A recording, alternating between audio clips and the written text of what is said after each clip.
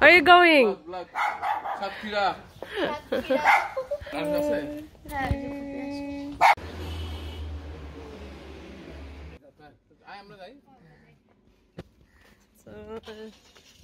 Bangla Pinabo. So, today's video, ito yung panahon na nag-shot kaya maaga kami nagising yan. 6 AM nagising na ako, gumawa na ako ng sandwich namin na babaonin at saka nag-boiled ako ng itlog. So, ayan ma'am, 4 hours yung travel natin papuntang Chatkira. 30 kami umalis. So, between 12 or 1 kami makarating sa Chatkira. So, i-meet ko yung Filipina ko nakilala sa Facebook. In-invite kami dati na pumunta sa kanila. Meron silang farm na crab farm. So, tingnan natin kung anong meron doon. Excited na kami. So, mga after 40 minutes yung biyahe namin, ayan, nag-stop kami for tea. So, ayan, nag-picture-picture. So, mga 15 minutes ata kami nag-stop dito at saka that time hindi na maganda yung pakiramdam ko, nahihilo na ako. Pag maaga kami umalis tapos hindi ako nakakain, tapos nagsasakyan, nahihilo talaga ako sa sakyan. Tapos yung bibi ko hindi rin maganda yung pakiramdam kasi maaga hindi kumpleto yung tulog niya. And guys, ganito sila gumawa ng tea or cha. Tawag yan dito sa Bangladesh, doodh cha. Kapag wala namang milk, doodh is milk. Pag wala namang milk, anong tawag na? Lal cha. Hindi, lal means red tea. But hindi naman siya red, yun ko. Tapos yan, ginamix niya. Konti-konti lang. Tapos, isang pagkamali na uminom ako nito. Kasi akala ko, siya makatulong makatulong sa akin na hindi masama yung pakiramdam.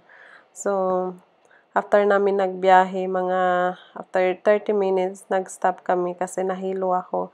Tapos, nag-relax ako and then, binigyan ako ng bulaklak tapos, inamoy ko, ayun. Hindi ko na napigilan na suka na talaga ako. So, ayan. Flower. Bangladesh national flower. Shapla. Plus from there, you see the white, that's the other flower.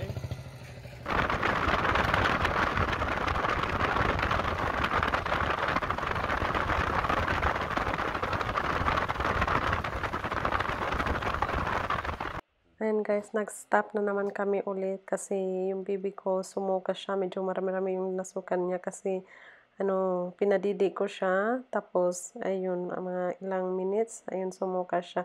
Ang bilis kasi takbo ng sasakyan tapos hindi smooth yung pag-drive. So, ayun, nag-stop kami.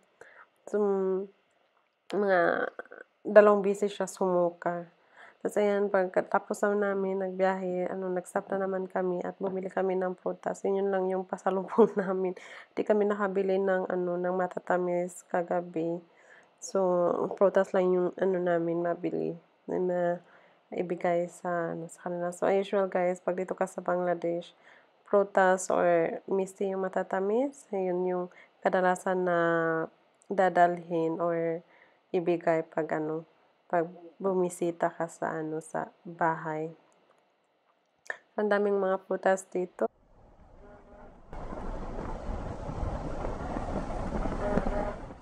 And guys, nag-stop na naman kami ulit. Last na tong stop. So, nagutom sila. So, nag-stop sila dito para kumain. Hindi ako kumain kasi wala akong ganang kumain pag magbiyahe tapos nasusuka. Kaya hindi ako kumakain. So, dito sila kumakain. So, ito guys, to tawag niya dito? Hotel.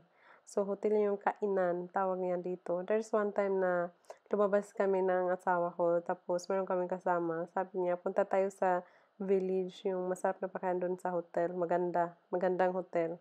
So, akala ko hotel. So, undawi kami noon, tapos naisip ko, tapos medyo gutom ako noon. Inisip ko kung ano yung orderin ko. Tapos, ang sarap nasa isip ko, mag-order ako ng crabs, fried chicken, at saka, shrimp. Ayun, pagdating namin doon, ganun yung hotel. Tapos sabi ko, wala silang crab or cream. So, So, kadalasan yung mga, karne yung nila or isda. So, hindi lang ako uminik. Parang natatawa na lang ako sa isip ko. So, ayan guys, mga after 30 minutes, ayan dito na kami, nakarating na kami. So, ito yung farm nila. So, abangan yung susunod na karugtong nitong video kasi medyo mahaba na yung video natin. So, hati-hatiin natin para hindi masyadong mahaba.